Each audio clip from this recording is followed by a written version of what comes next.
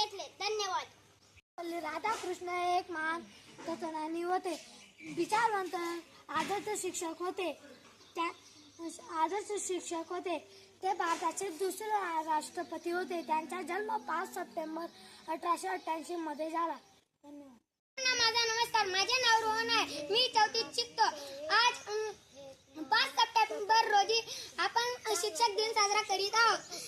सर्वप्रथम